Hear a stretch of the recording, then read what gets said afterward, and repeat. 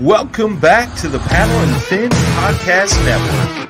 We're brought to you by Yak Gadget. For all your kayak fishing accessory needs, go to yakgadget.com.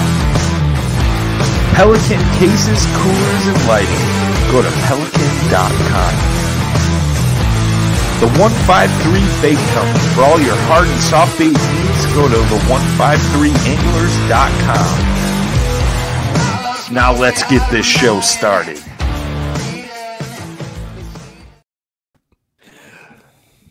What's up?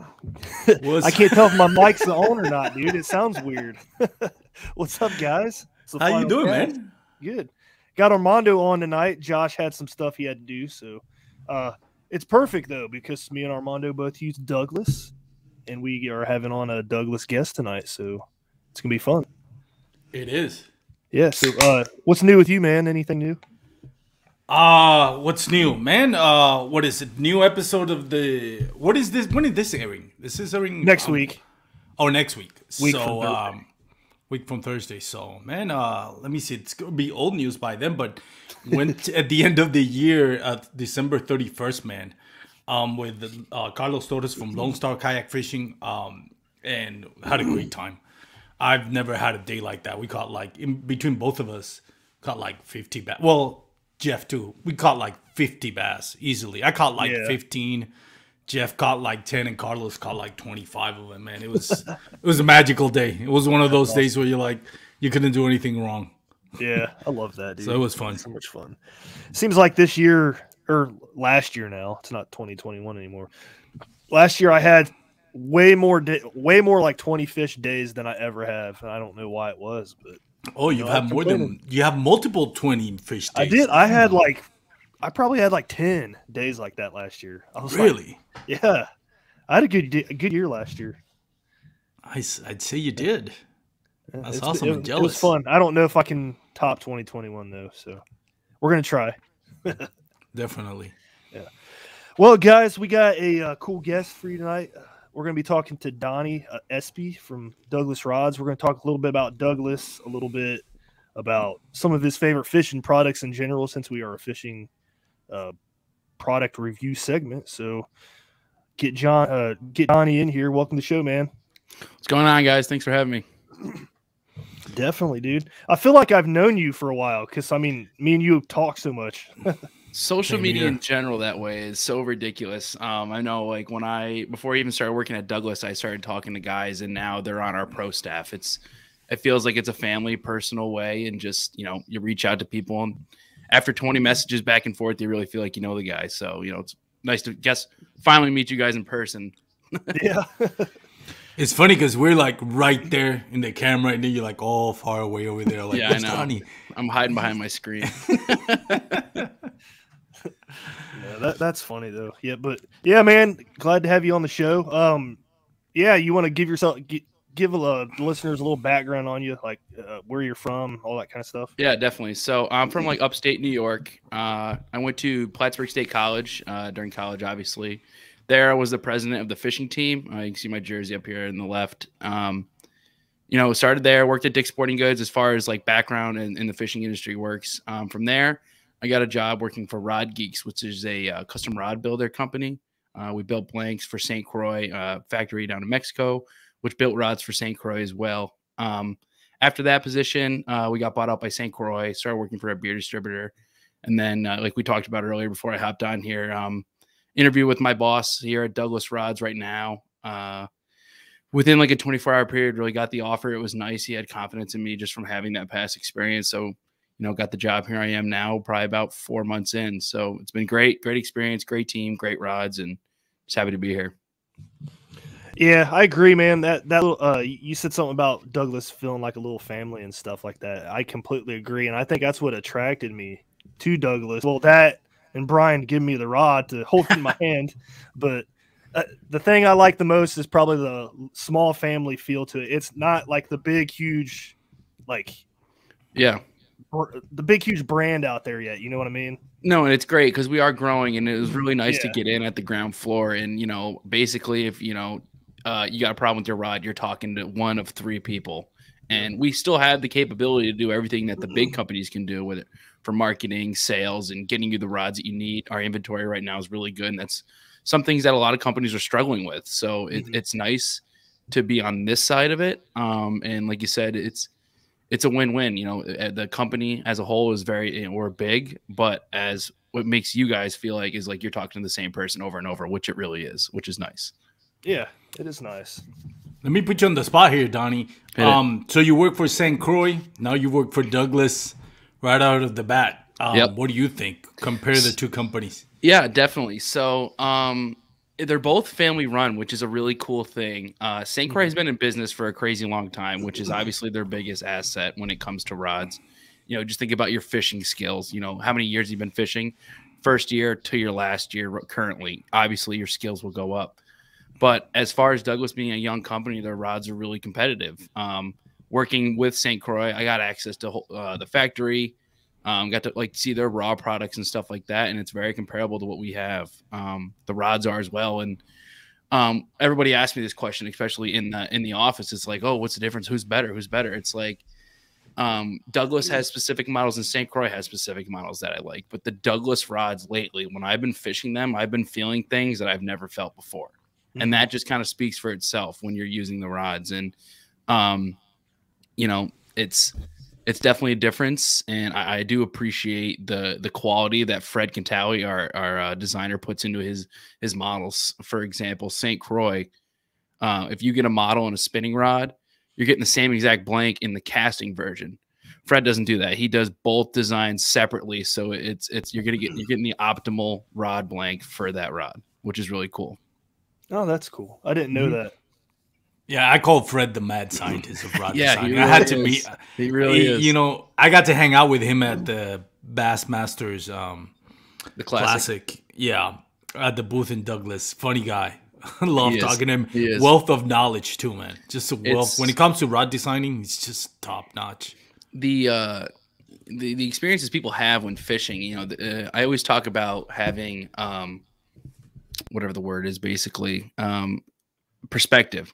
You know, if you talk to someone who's a charter captain down in Florida Keys, yeah, I think catching mahi is super cool, but he's thinking walking out on ice, 6 inches of ice, driving a truck on 15 inches of ice is some crazy other thing. So having perspective, and Fred has perspective on a lot of different aspects of the fishing industry, and that's really what knowledge is. It's not exactly one. You can be the top of your craft for like the Bass Pros and stuff like that, but to be an elitist, I feel like you have to have perspective on almost all industries of the fishing world, and Fred really does.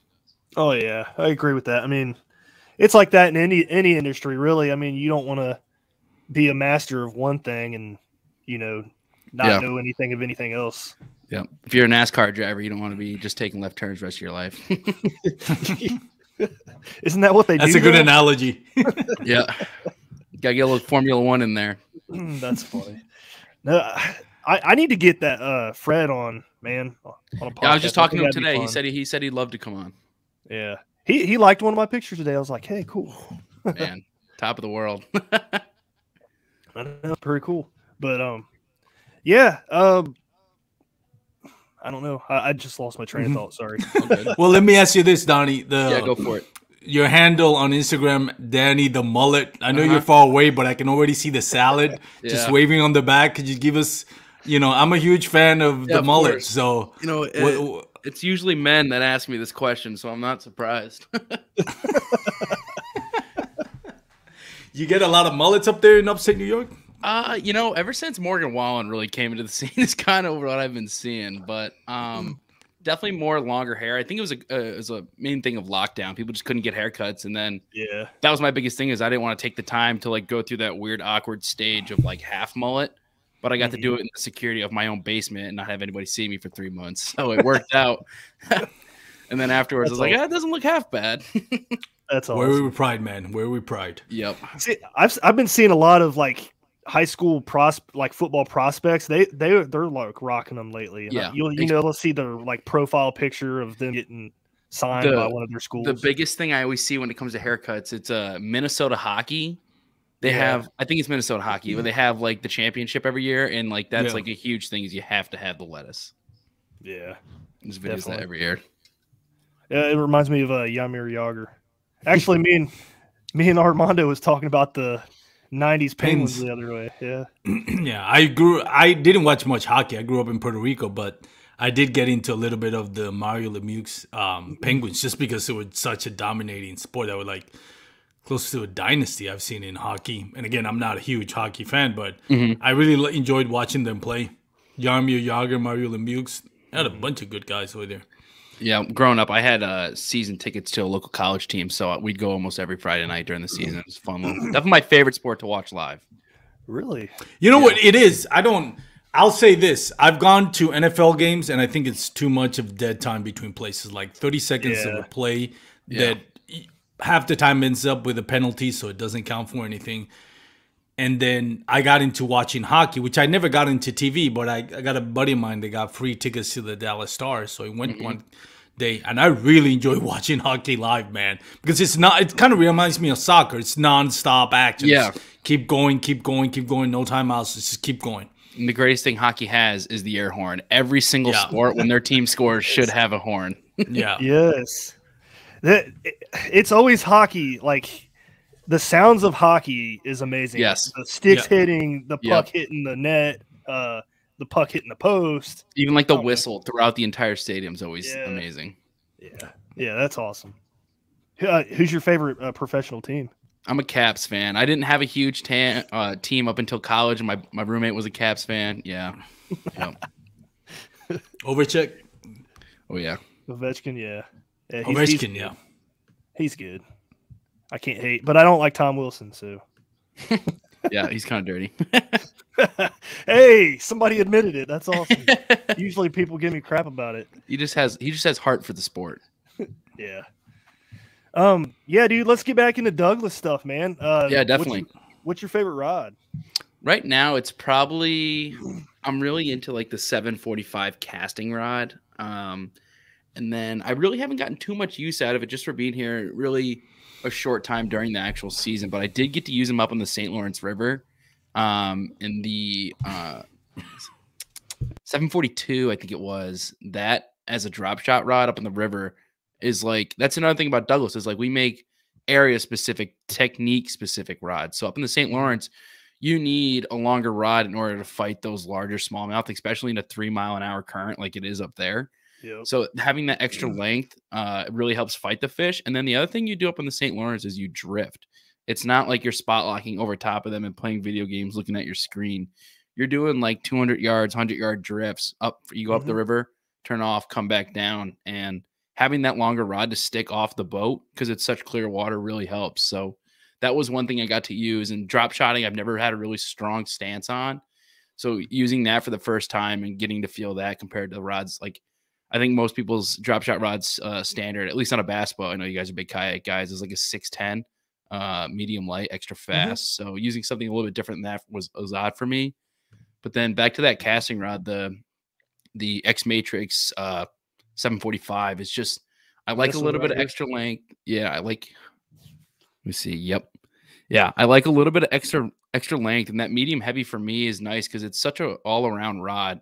Swim jigs, spinner baits. It's a little long for that, but like just flipping and pitching in general, it's just nice. And like this is the first rod I really started feeling things where I'd never felt before on my other rods. So whether it was, unfortunately, the first thing I felt was like hooked into a bass, reeling him in, and like I like very distinctly remember it's just like him letting go of it, hitting his and then hitting a tail or thumping it again, which is like one thing I've never felt before. Is like after that immediate release, hitting it again or hit his lip or did something like that. I just had never felt before. So, that was kind of an eye opener for me, especially, using other rods for such a long time and investing a lot of money into it. And now, I'm definitely going to take the chance to get rid of what I have and start refilling up with these. So that's just speaks for itself.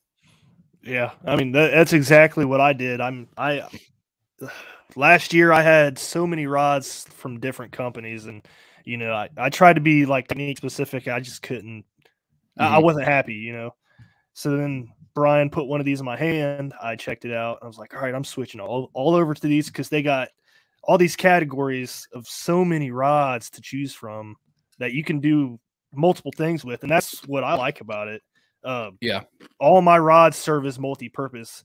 You use the 745. I use the 744, which I mean, there's not much difference in between the two. Yours is probably a little bit stiffer, but yeah, it's about it. The main reason I like the 5 is on a bass boat, at least boat flipping. I just get a little bit more confidence. And then I just like the stiffness in letting me do the work, not the rod, for certain tactics like that. You know, and at least working with a custom rod designers, you start to learn the characteristics of certain rods that they carry, whether it's, you know, different actions, different powers, and understanding what tactic relates to certain powers and characteristics of the rods. Like, you know, we talked about the lipless crankbait rod earlier. You want something with a really long backbone that bends down into the handle. They call it like a parabolic action.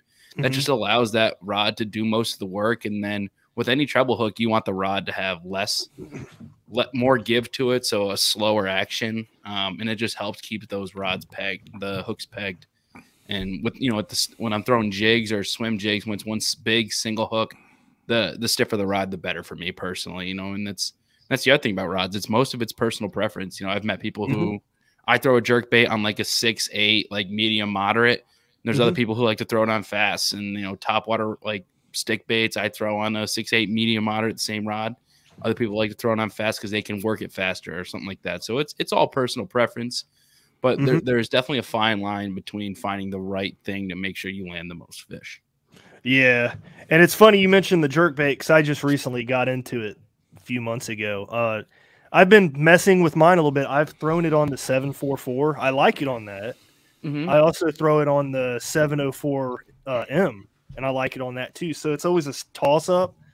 Like when I get out there, I don't know which rod I'm going to use until I'm like, all right, I'm going to put a square bill on the 704 M or a jig on the 744F. You know, so it just depends. On yeah, what and especially on a kayak, I'm sure it helps having rods that can do multiple tasks. You can't have, you know, 15, 20 rods on you at all times. So being able to have something that can do 3 things at once is definitely a strong point. Yeah. And I think – go ahead. I'm sorry. No, I know kayak guys, they do carry 10, 15 rods. Some of them. I think Armando's one of them. Yeah. I carry 9 rods. Okay. I carry 9 rods. I can probably carry more. But 9 is after that it gets a little bit crowded on my PA-14.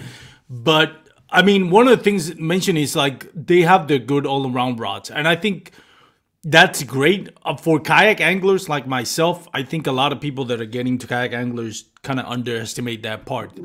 When you're kayak angling, you really do benefit from having technique specific rods because you really are.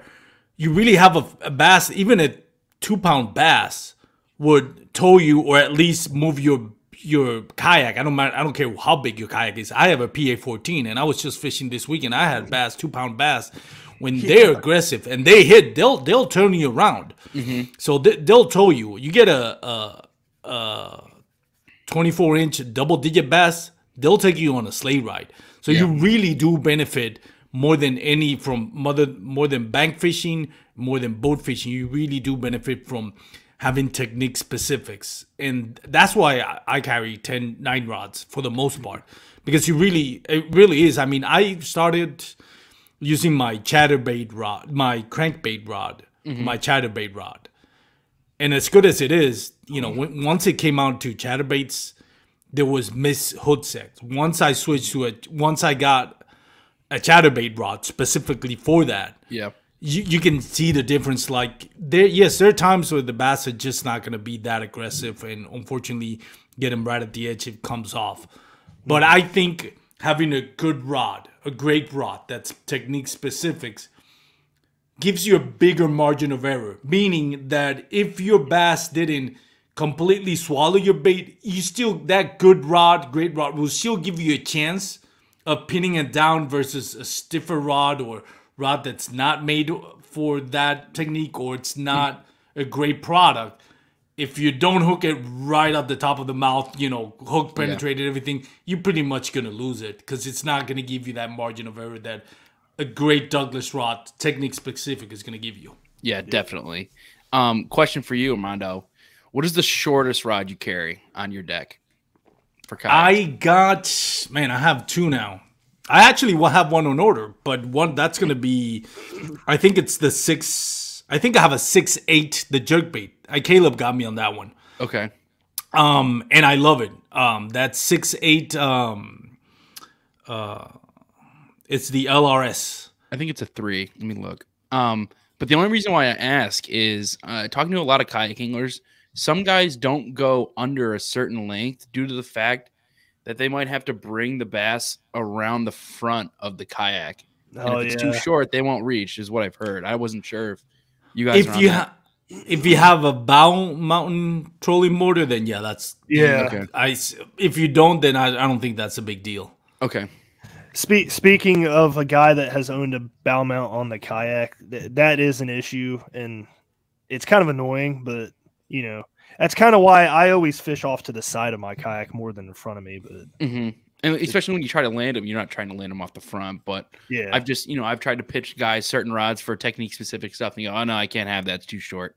Yeah. So now to me, that's not a problem. Also, and not a shameless plug because I don't work for Hobie, but I have a 360. So whenever, instead of me trying to switch the rod to one side or the other, I just turn my Hobie 360 drive into the direction that I needed to get him pinned down. Cool. So that's not an issue for me.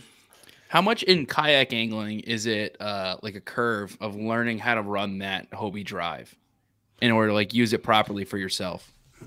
I don't think it is. I don't think it is at all. Okay. My first day on the Hobie PA was on the Trinity River trail on KBF. And I was able to access water that I wouldn't have be able to access on my Outback. And I pre-fished it on my Outback. Then I got the Hobie. And I was like, and then I got the PA 360. I'm like, well, now I can go back to that back of that creek where I actually found fish. That was not that I couldn't do it on the Outback, but you know, with the rods not being horizontal, it was just a pain in the butt. Gotcha. You know, you have to decide whether, okay, then I'm going to have to just limit myself to 3 rods or... Dude, you need those Yak Gadget rod holders, man, for that Outback. Oh, those Yak Gadgets. Well, yeah, for the Outback, not for the Hobie now, but yeah, right. No, I love Yak Gadget. Yeah. I just picked up my first, like, fishing. I'm a big duck hunter, too, so, like, it's a fishing/hunting kayak. I had a Pung 120 is more like a casual, like, long-distance stuff. I just picked up, like, the Bass Pro generic Ascend 12T. So I have that now, and it's nice. I'm definitely looking to get out on the river. I live, me and Kale were maybe quarter of a mile from the river. We get private dock access, so I'll be watching it a little bit more. But yeah, first time, like, really gonna be fishing from like a sit-on-top kayak first time this year. Those Ascend kayaks are popular, though. I mean, yeah, that was my first kayak. Yeah, they're cheap, they're durable, and for me, it's camo. So that's like I have a nice, comfortable seat, which is like I think the biggest thing. Whenever I tell anybody to buy a kayak, I'm like, have a comfortable seat, because if it's not comfortable, you're not going to want to use it. Are you going to have a trolling motor on it? No, probably. I have one. I have a 55-pound Minn Kota thrust, so you should throw it on there. I can throw it on there. I'll see. Then I have to get it registered and stuff. So yeah, in New York, you're gonna work those pec muscles because I tell you what, it is a heavy kayak to paddle on, man. I'm telling you, it's a workout. Yeah, well, it seems like any fishing kayak these days are like that, hard to paddle. Yeah, and the only thing that really made me pick over to it is the ease of access of getting on and off when you're in the water. So kayak, for duck hunting at least, I had a sit in. So when I would throw one leg over and I'd go to step on the ground, and you know it's 8 feet deep, not 4 like I had thought, and I just tip over and I fell in the water so many times. I'm like, all right, screw this, I'm getting a nice kayak.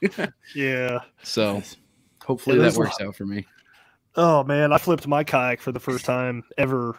In 8 years doing it, I flipped it in October. It was like 70-degree water and 60 degrees outside, and I was shivering the rest of the float. Damn. Was that the Bonafide? No, it was the inflatable. Oh, really? The inflatable? Wow. Yeah. Yeah, you scare me on that thing. I don't know how you do that. I've been meaning to get one of those for the Brazos rivers. Yeah, it's nice for it. I mean, if you can get one of the Hobie ones with the pedals, heck yeah, that'd be perfect. Yeah. Yeah. I was going to ask you guys, going back to Douglas, because you mentioned chatterbait rod, and I'm always up in the air about these. Are you a moderate guy, or are you a fast rod, or a fast guy, or what rod do you use for chatterbait? So what I have used in the past, which I wouldn't say is a good chatterbait rod, I had a 6/8 medium heavy fast. It was more of, I looked at my arsenal, that's what I had open to fill in the slot. If I had to go back, it all depends where I'm fishing, I would say. If I'm on a large flat, I'm going fiberglass, like a 7/6 medium. That way I can just launch it out as far as I can get it. If I'm throwing it around docks and structure, which I do most of the time, for me, it's probably a 7-foot medium heavy, or like that 6/8 that I did use, just because I'm really comfortable with it. But it really comes down to how you're going to use that jerk bait. And like I said, so if you're just looking to bomb it as far as you can, definitely go with the moderate action with a little bit of fiberglass in it. Just gives it that little bit of oomph to send it out a little bit farther. And then if you're, skipping it around docks or trying to hit certain structure, I'd go with something that's like a fast tip, a little bit shorter, just for accuracy purposes. What about you, Armando? What are you using for chatterbaits? As slow as I can get the action, mostly moderate fast. Moderate fast is the, and Douglas has one that's medium heavy, moderate fast.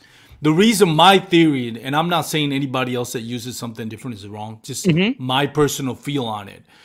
When a chatterbait is one of those, especially when I throw strictly jackhammers, and that has a lot of like waving action, especially if you put like a dual tail, like a striking rage tail, they'll swave up and down. So a lot of times you don't get that clean bite. And just this weekend, I was just talking about the pre-show, that great day that I had. Every single bass that I caught was kind of on the side of the mouth. So it tells me that they don't grab it clean, right?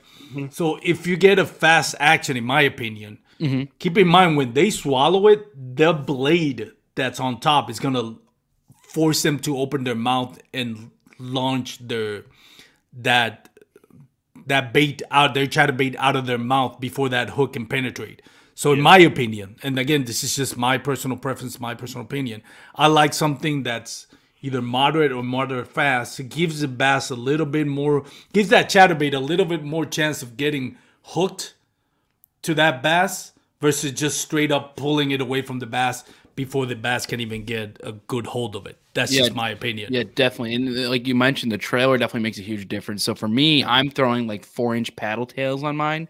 So usually you get that tail gripe when you're thinking like a spinnerbait. Like they're usually grabbing that tail. That's why I use a trailer hook. So I have the kind of the same mentality as I have that longer paddle tail. They're probably not hitting the blade, but I'm sure sometimes when I miss them, they actually are. So that's a good point, Armando. Yeah, I'm throwing the Yamamoto Zako, whatever you call it. On my chatterbaits. Those are good. So. Yeah, I like them. I mean, I've never really tried a paddle tail on them, but I do know you got to flip them upside down, though, right? No, I don't. I never do it. I never do it, and I'll tell you what. I have it somewhere on my phone. If you go to Clearwaters, I'm assuming, Brad, with your fishing in rivers. Try the paddle tail, like the striking, or even the other one that's a good one is the Kitech. The Kitech, not the paddle, the twin blade, like the Rage Tail, or Biospawn has another one that's like that. That kicking action of that twin tail, like a craw tail, man, that thing, it just gives that chatterbait just a unique action that you don't get from the Seiko or from the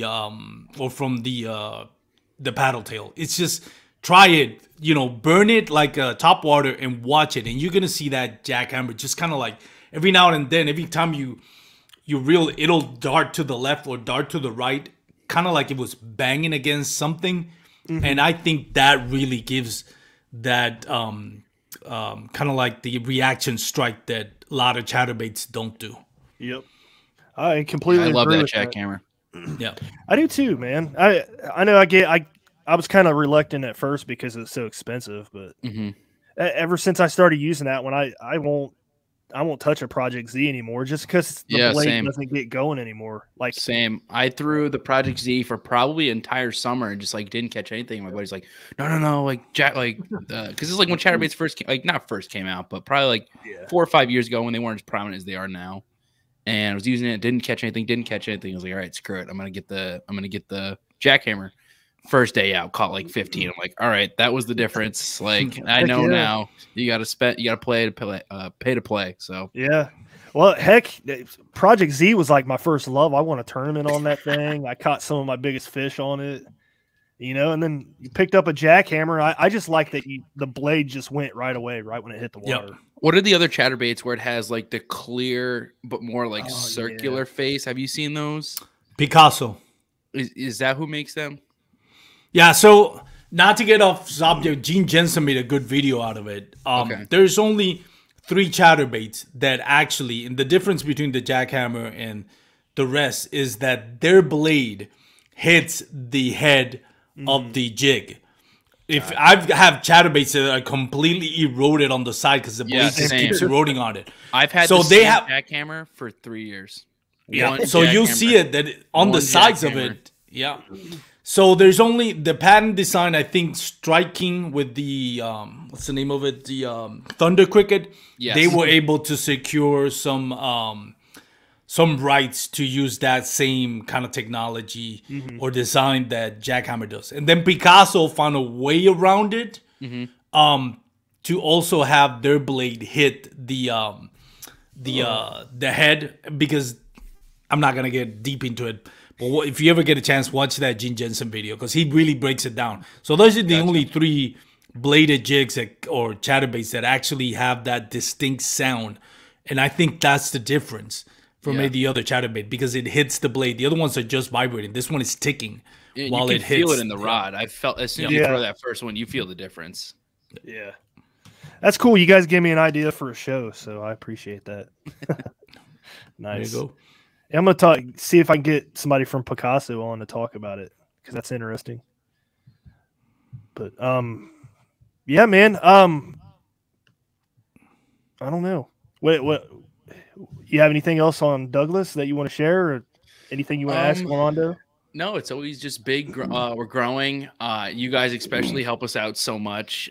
Just getting there in my recent time, this little bit of time, just the amount of applications we get for pro staff and other things like that. It just shows that the Douglas name is growing out there, and we have guys like you guys to thank, giving us content, and that helps me out a lot in my job. And I just want to thank you for that, as far as Douglas goes. But like I said, man, I enjoy doing it. I mean, I love the rods, so yeah, very good stuff. Easy to do when you're enjoying using what you like. Yep.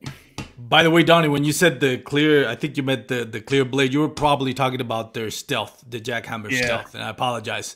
I just realized that. It's a plastic curved cone. Okay, that's what. But it wasn't. Oh, mine's not from Z-Man. Mine's a different brand. I'm thinking of. Oh, you're talking about the scrunchies? Is that what they call them? I don't know. Oh, scrounger. In my head, I'm thinking of like blue background cardboard, and then that's the brand is like blue cardboard. It's probably scroungers. I'd have to look it up. Picasso makes some good scroungers too. It's probably what it is. Those are a bait that I need to try, man. I feel like putting a swim bait on that and throwing it in the river. Yeah, it's a poor man's chatterbait, that scroungers. Really, what's your guys' one bait you're working on this year? Doing what you want to catch more fish on? Like last year for me, it big was swim baits. Punching weed mats was for me. Yeah, that's on mine too. We don't got weed mats here in Ohio, so I can't do that. That and jigs. Yeah, go ahead. Just jigs in general around certain things. I cannot. I'm like B-Lat. I cannot catch a bass on jigs, man. I don't know what it is. Like I've caught, but it's just hard, man. I can't do it. I don't know. I feel like it's tough in a kayak just because I feel like I need that angle of like looking down. Yeah, I don't know. But you need to try Jigmaster's light wire jigs because you don't need that angle when you're on a kayak. You're lifting up like a Ned rig when setting the hook on that thing. Yeah. Those things are awesome. Yeah, I'm trying to think. Like, I really didn't start throwing a jig and probably till like 2 years ago. For me, it was always Ned rig when that came out was my go-to on Champlain for smallmouth. That was like nonstop action, so that killed. But then, you know, I had a couple tournaments on Champlain down in Ticonderoga and throwing it around weeds. Every time I came in, it was just like weeds. I'm like, I need to figure out how to, one, get through these weeds and like actually get a fish out of it, not just a giant clump of grass. So yeah, that was one thing I worked on this year. And Caleb helped me out a lot. He got me on that 1 ounce punching jig. That helped a lot. But then this year, I'd really like to start throwing some of those jointed swim baits. I have one from Savage. But you know, I've always just kind of targeted my bait towards my home lake. My family has a camp on a little lake on the Adirondacks, and for them, really, the bass's only type of feed is bluegills and perch. So anything that's a swimming bait or anything like that really helped. So all my tactics that I'm decent at are around the bluegill feed. So like chatterbaits, certain jig colors really excel. Smaller Ned rigs, and stuff like that. So to now be out here in near the Finger Lakes regions, Great Lakes region, trying to learn some new tactics and smallmouth. Like we have great smallmouth opportunities and great largemouth opportunities. So just kind of try and figure out some new areas to kind of fill that in. But I always try to pick one thing every year to like grow upon. Yeah, I do the same thing. And I don't even remember what it was this year. Football jigs, because I've never been good at them, like Armando said. I ended up catching. I threw it until I caught a fish. I'm determined to do it. Great. So, yeah. It's all in my experience at least, but everyone talks about it too is like confidence. Like I don't know that bait works until it actually does, and then after that I'm like, okay, it works. I'll catch. Oh, dude, see, like I've talked about this before on podcast. When I'm throwing a bait like that, I go into it telling myself, I know this is going to work. Other people do it, so I'm going to catch a fish on it. Yeah. So when I go out there, I throw it, I catch a fish, and I'm like, all right, I can do this. I can build upon this. So later down through the year, I start building on it, get better with it, and I'm still not where I want to be with it, but you know. Yeah, and like it's like so like for the football jig for me, like that's like rock structure and like logs and stuff like that. So like to me, it's like I used to just throw it out there like pump. I'm like, all right, nothing. What the heck? But now it's like drag. Okay, rock, pop over top of it, drag, log, pop, and like that's just now it's second nature. You just learn. Okay, so I got a fish every time I hit rock, log. I usually a fish right behind that. Like there's things that you learn like that, just throwing it so much, and that's where the confidence definitely comes into play. And it helps with fishing offshore too. I mean, I've never fished offshore until, the last couple of years, and I still don't do it much. But if I see some kind of log or something out in the middle, I'm gonna cast the jig over by it. And, it usually catches a fish. On your guys' kayaks, what kind of electronics are you running, if any? I have a Humminbird Helix 7 right now. Okay. Garmin 7. Gotcha. I think it's the Echo Map 7 right here. Yeah, Garmin's awesome. Yeah, I love Garmin. I don't know if I've been meaning to go with the Live, but I've been meaning to go with the Humminbird 360. So yeah. I don't think I can do that. That would distract me too much. No. That is one thing. You talked about, Donnie, you asked the question is like, how was the transition from whatever we were fishing with, the bass boat, a bank, to fishing a Hobie 360? I think the biggest thing is electronics. It's like, that's the biggest trap for any kayak fisherman or fisherman in general, because you're so accustomed to just following your instinct, following what you learn, and now all of a sudden you start depending on this electronics to figure out if what you thought you knew is what you're transpiring. And a funny story, my biggest miss on a bass, assuming it was a bass, I was first day out in the electronic, was a Rain Marine 4-inch. And I have a little spoon, like a micro spoon, and it was cold weather, it was winter. I throw it out, I reel it back in. It was just kind of like hanging out, like I was in about 5 feet of water, and that was about midway between the kayak and the bottom. And I'm just looking at my electronics, and I watched this little icon that looks like a fish. It's not, because at that time I was like, I want something to tell me that's a fish. And I hear the beep, I'm like, Oh, I bet there's fish. As soon as I heard that, I feel that reel just go like zoom. And I was totally unprepared. It broke me off. To this day, I don't know what it was, but whatever it is, it was big. And if it was a bass, I don't know how big it was. So there's that thing that you're too dependent now on electronics. Yeah. And it took me a while what I've learned without electronics, how do I combine it with what I'm seeing in the electronic versus trying to substitute my knowledge to an electronic? That never gonna work. You're not supposed to substitute one for the other. Supposed to use them to combine them together, and it takes a little bit of a while to figure that out. Definitely. This was my first season, so I actually had a little fishing boat. I had a 1448 low John boat with a 25 horse Evinrude. So had that mainly for duck hunting, but I did kind of deck it out for fishing. That's why I bought my Helix. I did a lot of river fishing and just couldn't find fish shallow. So I'm like, all right, well, they got to be somewhere. So in the river, it was really muddy. And like, all right, I got to find structure. So that's why I kind of went with the Helix, go up and down the river, find some side imaging, find some structure, and kind of peg them off there. But it didn't really pan out to my image. But what kind of strikes me different is that as the industry grows and the technology gets higher and higher quality, there's like this atmosphere that people are like, docks aren't getting pounded as much as they used to anymore. It's all the off structure stuff that's getting hit hard because everyone's like, oh, no one can find this out here. And none of the inshore stuff's really getting hit as much. And that was one video I watched on, I think it was Wired to Fish. They had some pro on. And that was one thing that kind of intrigued me is like, there's always trends in the fishing industry. And, you know, you think, all right, that little Zepco that you never throw anymore probably catches fish now because no one's thrown it in 20 years.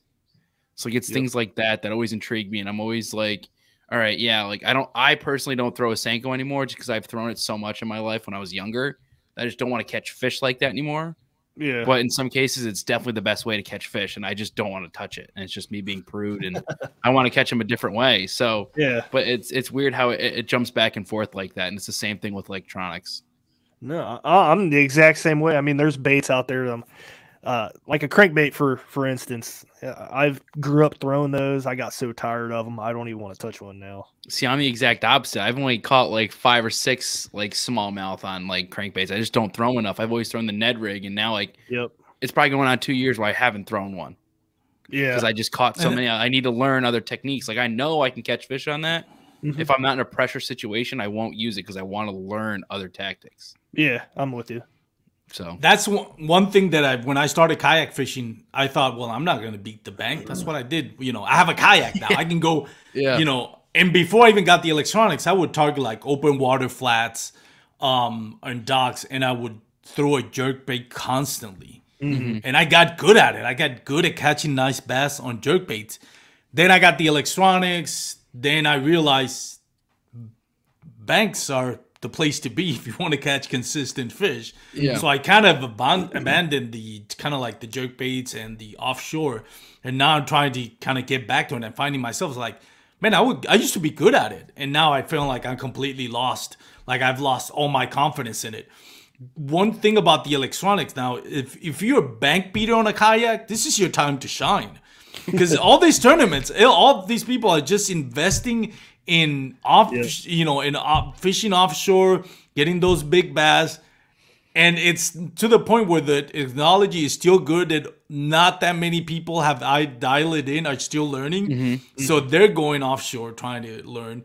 Meanwhile, you're getting, like you said, you're getting the bank almost to yourself with a consistent bite. So I'm saying if you're a bank beater on a kayak, this is your time to just stay with it, because everybody else is doing offshore fishing and it's not always going to work out. So here's my other question for you two. So I've never fully grasped myself around the idea of spending a lot of money on a kayak. So like to me, it's like your Hobie, like I don't know how much you don't have to tell me, but like let's just say total setup's $3,000. Like my John boat that could go 30 miles an hour, I spent $1,800 on. Pitch me. I don't know, because your access obviously a lot better. Like there's certain things like that, but I just never really fully grasped the idea of like spending the money on a kayak when I could spend it on a boat that goes fast, but also like Ricky Bobby and like tendencies. I just want to go fast. No, I always tell everybody this: kayak for the river, boat for the lake. I hate kayak fishing lakes, man, especially if they're huge. I hate it. I don't have fun. I think that's part of the reason why I don't do tournaments. You know, it's just a lot of work. I think, in my opinion, is you have to understand what you have and what you don't have. It's give and take. Money aside, I like it because even if I'm not catching fish, like a lot of times, if I'm out at a country lake, you know, on the backwoods, I get to see nature. You know, I get to enjoy what I'm fishing, my surroundings, and for the most part, wildlife is not gonna get scared of this guy on a little plastic boat. So I get to immerse myself more in the wildlife around me. Versus you're on a boat, you kind of take that for granted. Yeah, you're blown by it. You kind of stand out more. You also can access areas where boat can't access, where you probably have those spots yourself, and and there's some lakes that, you know, like Lake Fork, man, you get into those back creeks, you're gonna find big bass that this boat anglers are not gonna be able to even get within a mile. Or maybe I'm exaggerating, but maybe like you can't access that creek. So to me, that's the big advantage of it. But you have to understand, you're not gonna be able to, you know, pedal to the metal, going from point A to point B, fish and not biting. If you pick a spot, you're pretty much stuck to it, and it makes you. Mike Iaconelli mentioned this when he won his tournament, and he was on a few different podcasts. You know, it makes you a better angler. Baron Latimer just mentioned it on his YouTube channel where that episode was aired. Kayak fishing sucks. He mentioned it, and if you think it sucks, don't get offended. Go watch the video. It's actually. It's interesting how he worded it. He did the whole clickbait thing. Really, he played it really well. But he does mention it's like when he's gonna practice. Now, this is him what he's saying. I'm not, you know, I'm standing by what he's saying. He says he's gonna practice for tournaments on his kayak. I don't know how much of the pre-fishing is gonna be on his kayak, but he wants to spend time. Because it obligates him to say, nope, you're limited to this mile, 2 miles. You got to pick it apart. You figure it out, because if you don't figure it out, you're not gonna catch any fish. So it does force you to be a better fisherman. I leave. Pull up So I got a funny story about that. We were fishing Dale Hollow like 2019. Some of the paddle and fin guys. Me and my buddy, we were out there fishing the middle of this creek arm. It had grass right in the middle of it. There was no grass on the banks at all, so you had no other choice than to fish in the middle of the creek, you know. It's like six feet deep. So we were sitting here catching fish. Well, they had like a big some kind of Bassmaster boat tournament there, and you see all these guys flying by on their boats at 70 miles an hour. And one guy, he would come up to the point, he would make like 10 casts, and then he'd jet out of there. And you see another guy come up right behind him, do the same thing. And I'm sitting there looking at him like, hey, guys, the fish are right here. So funny. Yeah. Those guys are all time-based. Like, that's even a different atmosphere I'll never even understand. Yep. Yeah, like I understand, like, trying to put yourself in the position as quickly as possible. But, yeah. I don't know. Yeah, for me, I just like exploring, and also half the fish, like the fun for fishing for me is like the whole atmosphere of the bass boat. It's like I like driving to that spot, like going 70 miles an hour. That's something I really enjoy. That is, but fun. I've kayaked my whole life. My dad really got me into kayaking. Like we used to kayak in the Adirondacks, probably around the age of like 8. I would do like 5-10 mile trips, and like I did a lot of long distance kayak stuff in the rivers and the lakes up there, and. So I have no complaints with kayak, but now I'm just like, I like to go a little bit faster, and I like to have the storage and all that stuff. So for me, but obviously the benefits of both sides weigh out, and it's pretty even. I was just always was like kind of amazed at the money people spend on kayaks, but it obviously pays off as far as comfortability goes, getting in the higher end stuff. So it pays off. No, maintenance is a lot cheaper. Yeah, for sure. For sure. Wind factor, it's not as big as a problem on a boat, I feel like, as a kayak. Yeah, and Yeah. yeah. And like so, like my boat, it did make a big difference because I mean, for me personally, if I took the motor off, I could easily put my boat over my head. I think it only weighs it only weighs 300 pounds at the most. Not that I can put that over my head, but exaggerating. It's only 14 feet and it's all aluminum, so it's pretty light. And the motor maybe weighed that I could hold with one hand. So, maybe 200, maybe 150 pounds, but it's still light. And that blew me around as a bass boat with spot lock and all this stuff. But even kayaks, like I don't know if people with spot lock still have that same problem on a kayak. Yeah, you're blowing. You're always pointing towards whichever direction the wind's blowing from. So that can affect how you're casting a little bit. Yeah. Especially when sitting down, it's a huge difference. Yeah. It depends too on it depends too on what kayak you have. Like to me, I have the 360. So if I put I may consider putting a bow mount this year, trolling. So if I do spot lock, doesn't matter. I can cast in the front, I can cast on the side, I can cast toward the back of it because my rods are horizontal. If you have like a new canoe, that's another one that guys like to use the new canoe with the trolling motor on the bow mount because it's 360. I mean, you can cast in any direction. So it all depends, Does your seat spin at all, or you're always facing forward?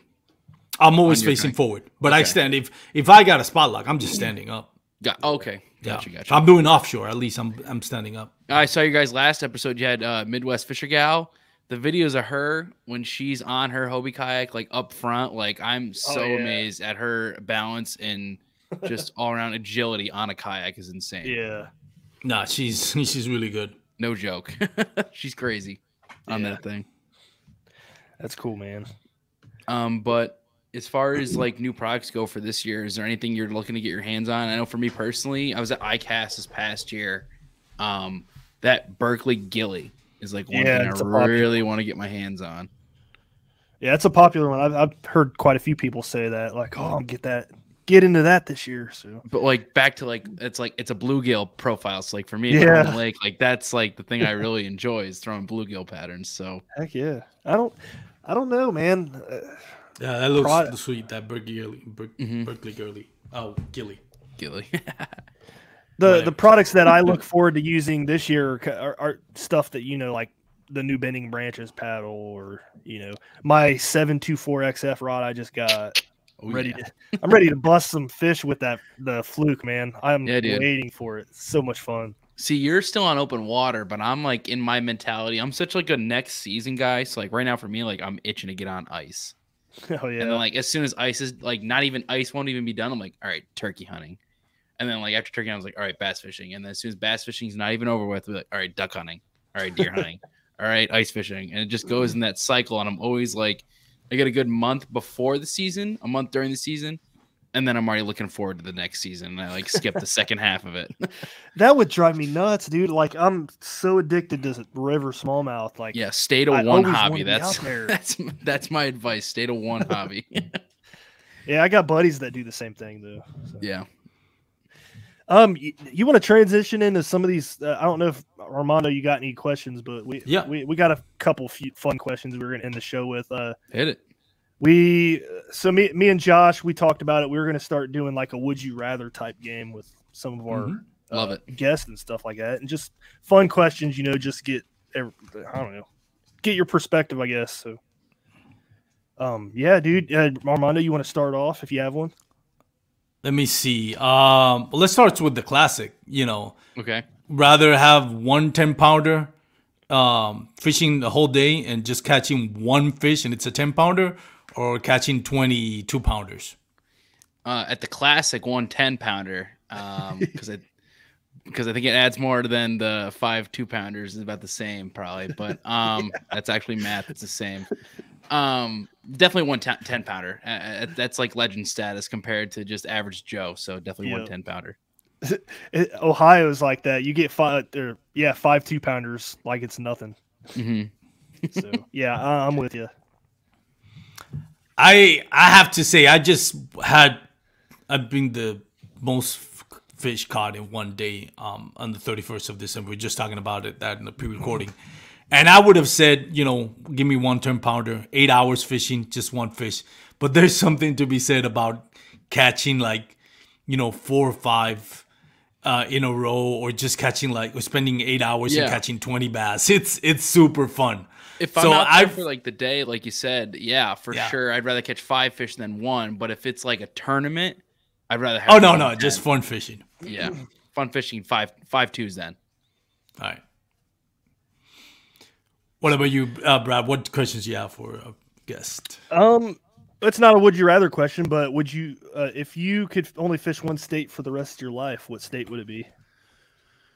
As far as knowledge goes, I'd probably just stick with New York, just so I could stay consistent, know all the spots, the type of fish for the rest of my life. It'd probably be that, just because I know it. I want to get up there and fish, man. New York, fun. Dude, come out whenever you want. We got an extra bedroom. I know. Everybody's. Yeah, we got to get in the St. Lawrence. We'll get you out in the St. Lawrence. Oh, that'd be Champlain. Awesome. I got a couple spots in Champlain. We could stay. Lake George, if you want to fish Lake George. If you want to come ice fishing, we can even get you out here. I want to flog for some smallmouth on the St. Lawrence. That would be fun. I would love to do that. Heck yeah. I haven't done that yet. That's on my list. I kind of got addicted to it after watching Jordan Lee smash them, doing it on the St. Lawrence this year. So here's like a little off-topic thing. That gets pretty controversial as far as like fishing. So St. Lawrence in general, I think 2014 was the first tournament they had for the Bassmasters, where it was the largest fan viewership of all time in person. And ever since that, they've stopped there. Every major tour has stopped there every single year since. And it's kind of the I don't know if the fishery has really gotten beat up about it, but people get really picky about it of fishing it during the spawn. What do you guys think on that? I don't know. I'm not big on fish. This year I did a lot of spawn fishing, and I'll tell you what, it's fun, and you can catch some big ones. If it comes to a point where a specific lake is suffering, like Lake Fork gets beat up in spawning season way too much, too much, and then you see lakes now that are kind of like been hidden from the public eye, like OHIV, PK, Possum Kingdom, and I'm talking about Texas, of course, this is where I live. Those lakes are starting to blow up because nobody used to pay that much attention. Everybody's like Lake Fork, Lake Fork, Lake Fork. I wouldn't be opposed to at any particular lake that's struggling. They say, hey, you know what? For the next year, next couple of years, stay away from spawning. We're gonna ban spawning and fishing. It's only like 2 weeks. I mean, so I'm not. I know that's gonna sound controversial. I love it. I get it. But if long term, if it's gonna have the effect on a lake, then I mean, I don't care if you shut it down for that spawning week or 2 weeks. For a year or so. And you can fish anytime. I'm not series too, and the elite picks it up a little bit before spawn, and the MLF is kind of there on spawn. But the MLF is also the series where they're dropping them right back off where they picked them up, and that's kind of like us just going out by ourselves. That's the biggest thing, is just picking it up. Like, all right, I'm gonna catch that 5-pounder sitting on a bed. I'm gonna throw at it for 20 minutes, but I catch it and I put it right back. You know, like it's going 5 feet. It doesn't have to go 50 miles of how people are, running to the lake or something like that. So that plays a role too. But I just wanted to see what your guys' opinions were on it. We can go on. And that's the difference between kayak tournaments and boat tournaments. And I was at one at Fork that would have multiple. That had the Bassmaster Bass Nation kayak series at Lake Fork last year, and there was multiple bass tournaments. You know, in the spawning season, they grab a bass. Now they had slot limits, which is ironic. Max is 18-inch. And I'm like, you're fishing at one of the biggest big bass factories in the world, legendary, and you can only you could literally catch 5 20-inch bass, but you can't take them because their tournament, it says, has to be less than 18 inches. It's kind of ridiculous, but I mean, I guess it protects the health of the lake as far as bass fishing. Yeah, definitely. See, I've never personally gone out and sight fished for like a spawning bass or anything, but I'm pretty sure my favorite. Oh yeah, no, it's like a hunt. It's not fishing; you're hunting at that point. You're just once again, the kayak has the advantage is like the amount of slow stealth along the shoreline, and then the amount of times I've seen it and had to slowly back paddle and then throw at it. It's so much fun. See, you can't do that in Ohio because all of our bodies of water are so muddy, man. Really? Like, yeah, you can't see the bottom in half of these lakes at all. Well, in that case, they move really up shallow. You spot them by you see the tail waving, and kind of like airing or cleaning the eggs. That's in Lake Fork. It was kind of muddy, but you find them by just seeing the tail, see the tail taking out, too. Yeah. So that's how you found them. Now I went to a clear lake this year, and man, I was fishing for spawning bass, and I couldn't believe my eyes. I'm like, that it cannot be a bass. And I've tried and I tried, and every time I would throw in something there, and it's funny. I know we wanted to do the questions things, Brad, so my apologies. But I've heard about it, but I've never actually seen it. It's a really clear lake. There was like 10 feet of visibility. See, this is this huge, like humongous big female bass. And every time I throw it in there, what she would do is she would go to the male and harass them, and the male will pick up the bait out of the nest. And I've heard about that, but I never actually got to see it. I've never seen that. I didn't have a lot of experience, so I kept hooking the male, and the female would follow the male all up to the kayak. I can almost net her. Almost net her, and I was like, this bass has to be at least 25 inches. This has to be a double digit, for the love of God. This is a huge bass. And then I texted in the group chat, Jimmy Skinner says, keep the male bass. But it's like, I can't, so I try to keep him on the net. Yeah. She would not bite it. After 3 or 4 hours just trying, wouldn't lift it. A John boat came to that area, and he spent a couple hours, and I would see him for him. I kept trying. Finally, we talked at the boat ramp about it, because we saw each other trying. I mean, in total, that bass was targeted for like 6 straight hours between me and that bass and that John boat. And I asked him, like, you know how fishtails goes. You think it's this big, but you think it's this big.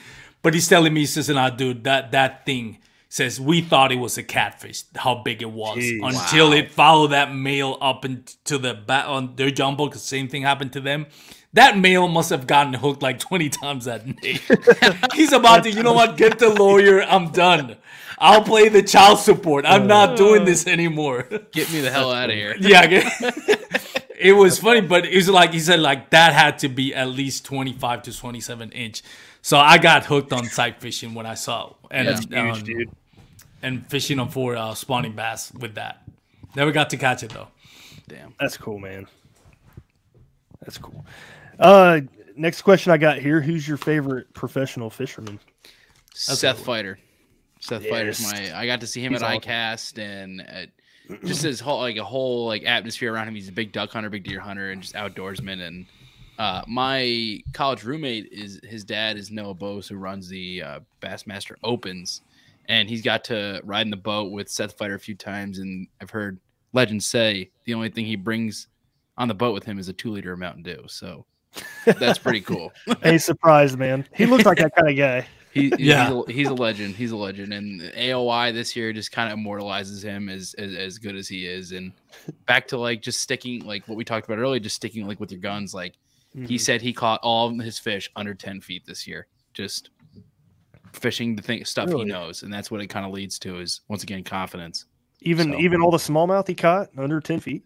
I'm pretty sure that's the majority of his fish. He said he caught under 10 feet in his magazine for the Bassmaster, whatever article they talked about it. But his atmosphere, the mustache, the hair, it all just kind of translates. Persona comes up. Yeah. Let me ask you this. Person that's no longer with us, person in history. You have one person you have the whole day to fish with. Throughout history. It could be anybody. It doesn't have to be. Could be a family member. Could be somebody famous. Could be somebody outside of bass fishing. Who would you spend the whole day, if you can, to go fishing? That's a good question, and that's not one you think of often. As far as it goes, I probably just pick my grandpa. I never got to fish with him. Died when I was really young, just to learn and talk to him, was a sentimental one. But as far as a celebrity one, I really don't have an answer for it. I guess someone you try to learn from. is literally like the answer, not generic person. Whether it's like as a person or as certain like characteristics that you're trying to learn yourself, I would have to say. Respectable. So that's all I got. That's a hard one. It is a hard one. That's good. I never know what to say either. It's all good. All-time favorite soft plastic color. Ooh. I'm a green. I'm definitely a watermelon. Like I said, so as a kid, I always threw Gary Yamamoto's.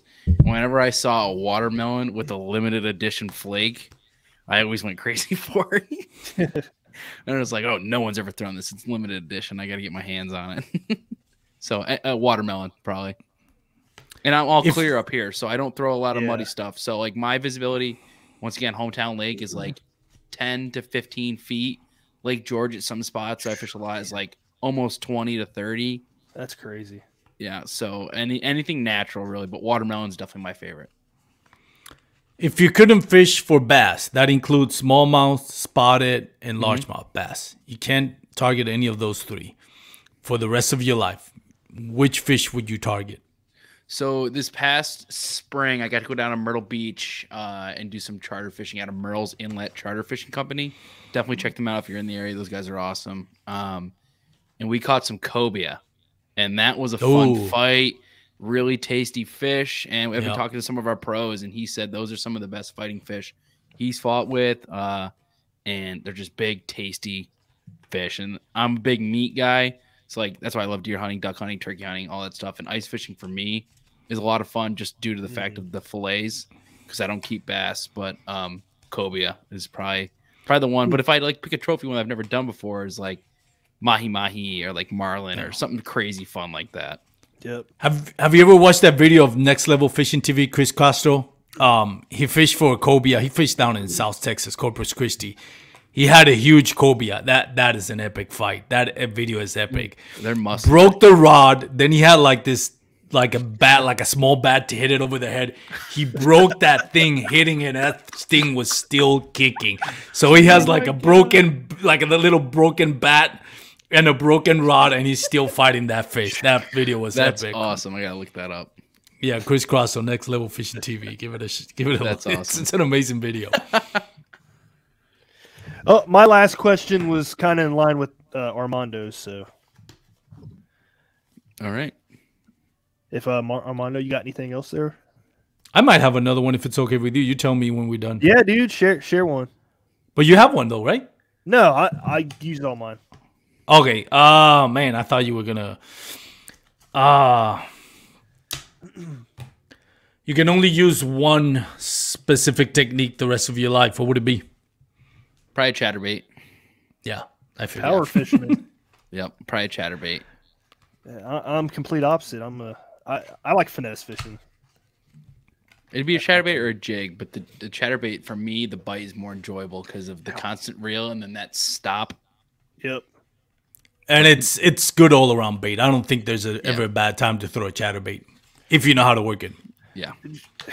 I just caught a bass.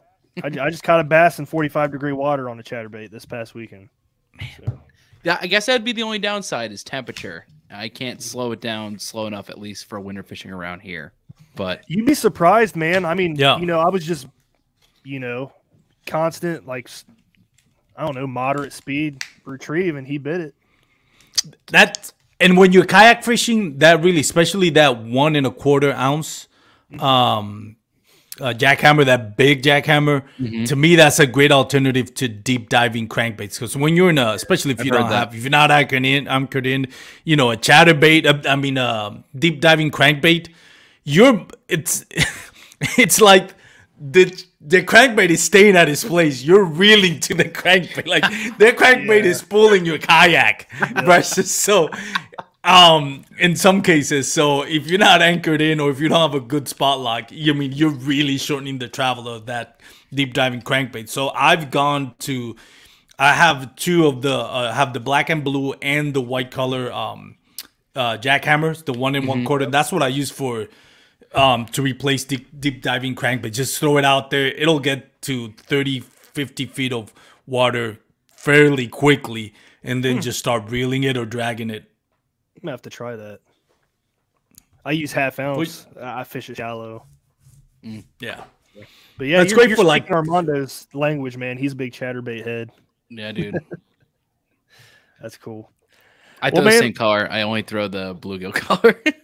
Hey, that gets hit here too. So I throw that be like though. That be like color, that green and dark, that light green, like chartreuse green and that dark green combination. Yep. Yeah, mine's like the chartreuse in the bottom and it like kind of like green to purple fade is that whatever color that I use. Yeah. That's all I use. Yep. It's kind of like the bass candy or something, kind of something like that. Yeah, that's cool, man. Well, man, we're hitting our time limit here, so you want to let listeners know where they can follow you and stuff like that? Yeah, definitely follow the Douglas Instagram. It's Douglas Spin and Cast. We also have Douglas Fly Fishing as well. My personal is Donny the Mullet, Donny _ mullet. I do a lot of duck hunting and deer hunting, turkey hunting, and stuff like that too. So if you're looking for some alternative fishing content, definitely give me a follow. And guys, thank you so much for having me on. It's a great time. I missed doing a podcast, so it was nice catching up with you guys. Especially, like we said, feel like we know each other, and it was nice to talk to you guys for about an hour. So I really appreciate the opportunity. Heck yeah. You got any sponsors you want to shout out or anything? Yeah, John Yacht's always one that reps me out a decent amount. Jesse down there in Charleston. So give them a follow if you have any. If you have a tin can, John Yacht or John Boat, anything like that. I want to thank Douglas, obviously. Make sure to give them a follow. And then Get Bent TV. They did the podcast with them as well. They also have the bait company, Fresh Baits. So give them a follow as well, too. And we're talking about Spawn. That scorpion is one they've never seen before, and it's a little aggressive bait, and that gets a lot of reaction bites. So give that a check out this spring. Heck yeah, I'm going to check that out. So cool, man. Appreciate you coming on. It was a fun episode. So anytime. Kind of different than what we usually do, but that's all right. I'm kind of trying to, change it up a little bit. Yeah, definitely. Keep it all fresh. So anything else, Armando? Donny, great job doing the social media. The reels that you're putting up, I like that you're not sticking with the like the generic everybody does, the voiceover, the same exact regurgitated song or editing. You kind of do your own thing with the reel. You kind of pick your own music that's kind of like offbeat from whatever else is doing. You got good quality videos on your reels on Instagram, so I'm really a fan of what you're doing at the Instagram page, man. Keep it up. Thank you. I really appreciate that, and that just leads me to also follow us on TikTok too. The TikTok is the one thing that we're really trying to push now. Awesome. All right, guys, thanks for tuning in this week and listening to us yammer on about fishing. So have a good weekend, and we'll see you guys next week.